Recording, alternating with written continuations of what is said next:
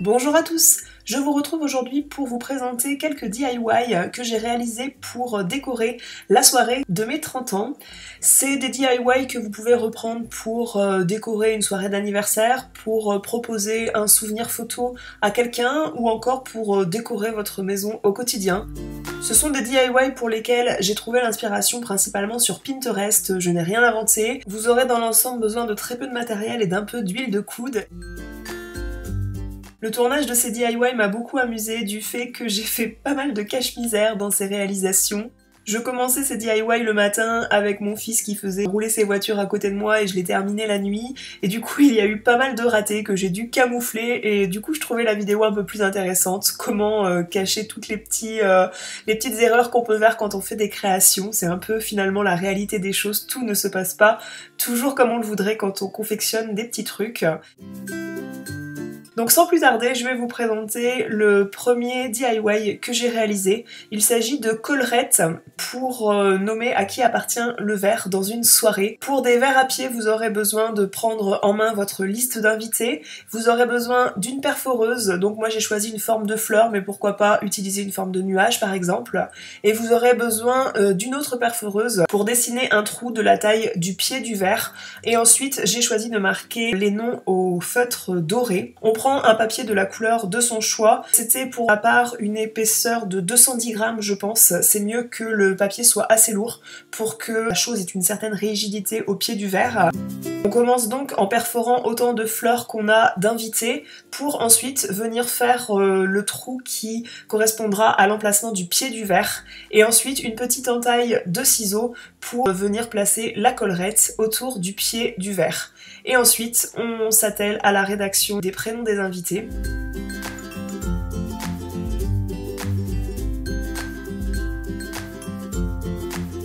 C'est quelque chose qui m'a pris finalement très peu de temps pour un résultat très joli sur une table de soirée d'anniversaire.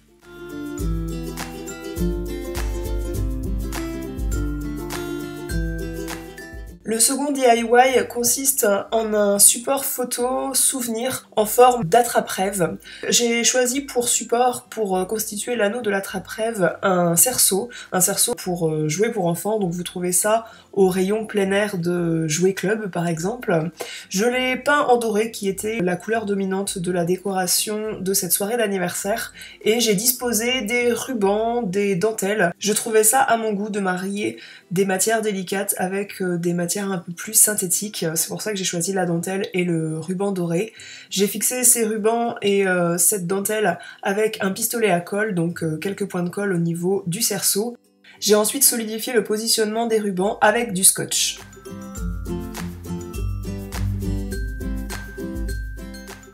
Pour finaliser le look attrape-rêve, je suis venue fixer par des nœuds tout simples, des rubans de différentes matières encore une fois, en bas du cerceau. Malheureusement j'ai pas eu assez de matière ou je m'en suis pas rendu compte sur le moment mais la chose était pas très symétrique, il aurait fallu un petit peu sur la gauche d'autres rubans. Mais le look était là, tous les invités ont bien reconnu un attrape-rêve tout de même. Et ensuite on vient disposer sur les rubans les photos que j'ai fixées par un point de colle et par différents trombones de formes sympathiques que j'avais déjà. Voici le look final, donc comme je disais sur la gauche il manque un peu des rubans, mais l'idée était là.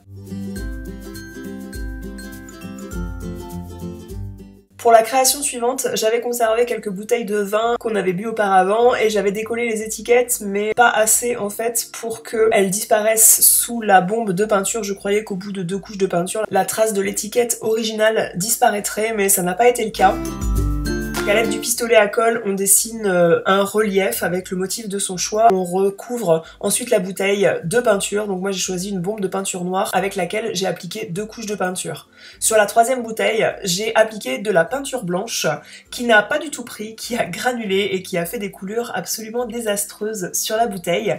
Et c'est pourtant de là que m'est venue l'idée de la troisième création de bouteilles décorées. J'avais des échantillons de tissus comme ça très qualitatifs puisque c'est des échantillons de tissu qui m'étaient fournis dans mon boulot de distributrice Stella & Dot. Donc c'est des échantillons, des sacs que je distribue, d'où la superbe qualité des matières. Et j'ai fait un motif pour recouvrir cette horrible coulure, cette trace de peinture qui n'avait pas tenu sur la bouteille.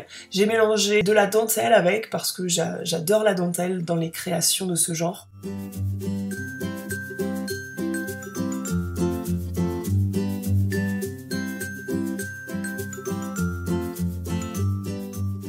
Pour la seconde bouteille noire, j'avais envie de tracer une bande de peinture dorée, donc je suis venue appliquer du scotch amovible, du scotch de peintre. Aléa du direct, je ne l'avais pas bien lissé, bien positionné, ce qui fait qu'il n'adhérait pas complètement à la bouteille, du moins c'est ce que je crois. La peinture a coulé quand même sur la bouteille, ce qui fait qu'en décollant le scotch amovible, eh bien il y avait des traces de peinture sur le noir. Je suis venue corriger ça avec une microfibre délicatement pour garder ma bande, avoir des bords assez nets.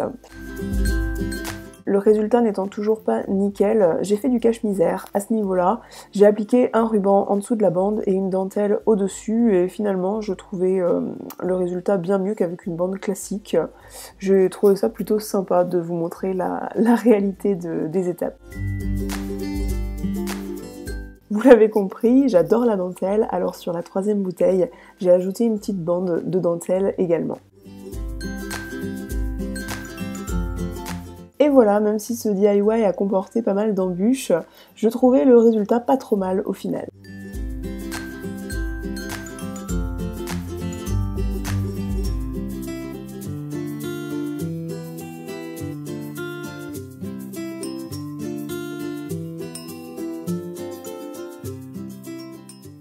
La création suivante est vraiment toute basique, il s'agira de peindre une toile et de l'accessoiriser de rubans qui viendront tenir les quelques photos qu'on pourrait accrocher dessus. J'ai alors choisi une peinture de couleur noire, premièrement parce que c'est la peinture qui restait dans mon garage suite à un meuble que j'avais peint, et vraiment parce que je pensais que les photos allaient bien ressortir sur le noir. Sachez que pour la dernière couche de peinture, j'ai changé de pinceau, j'ai utilisé un rouleau et c'est vraiment le type de pinceau que je vous recommande pour peindre le fond d'une toile comme celle-ci. C'est le pinceau avec lequel il résultera le moins de démarcation sur votre fond. Une fois que notre peinture de fond est sèche, il est bien de positionner les photos aux endroits où on voudrait les voir afin de savoir où positionner les bandes de tissu, de ruban, etc. Ensuite, j'ai choisi mes rubans et je suis venue les coller avec un pistolet à colle. Si j'avais trouvé la graffeuse murale dans le garage, je m'en serais volontiers servi, mais je ne l'ai pas trouvé. J'ai fait ça à la colle et ça a fonctionné et le résultat me convenait. Pour solidifier la tenue de certaines photos, j'ai encore utilisé mes fameux trombones et je trouvais le résultat assez simple et efficace.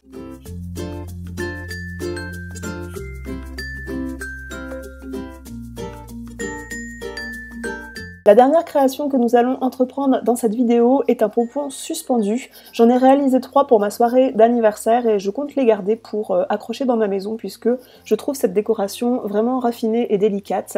On aura besoin de superposer 20 feuilles de papier de soie et ensuite de les plier en format accordéon en quelque sorte. Afin de solidifier ce pliage, on se munira d'un fil de fer qu'on vient nouer au centre de cette bande de papier de soie pliée.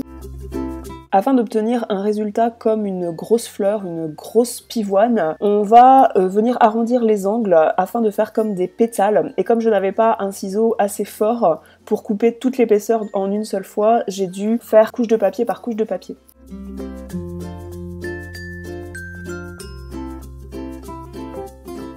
Dans l'objectif de suspendre ce pompon au mur, on vient passer dans notre nœud de fil de fer un fil de nylon pour venir faire l'accroche de notre pompon au final. Et ensuite, on vient détendre toutes ces feuilles superposées et soulever feuille de papier de soie par feuille de papier de soie. Alors il faut s'y prendre délicatement, c'est un peu la partie la plus fastidieuse de cette création parce qu'il faut faire attention à ne pas déchirer le papier de soie et à soulever vraiment toutes les feuilles qui sont pourtant très fines. Une fois les feuilles de papier de soie décollées les unes des autres, on obtient ce genre de grosses fleurs, de grosses pivoines, un demi-pompon si je puis dire qu'on va pouvoir accrocher au mur à l'aide du fil de nylon au bout d'un clou. Ce pompon était la dernière création de cette vidéo spéciale DIY décoration pour une soirée ou pour la maison. J'espère que cette édition de vidéo vous aura plu. C'était assez différent de ce que je peux faire d'habitude, mais ça m'a bien plu de la tourner pour vous et de partager cela avec vous. Je vous embrasse très fort et je vous dis à la prochaine pour une autre vidéo. Ciao!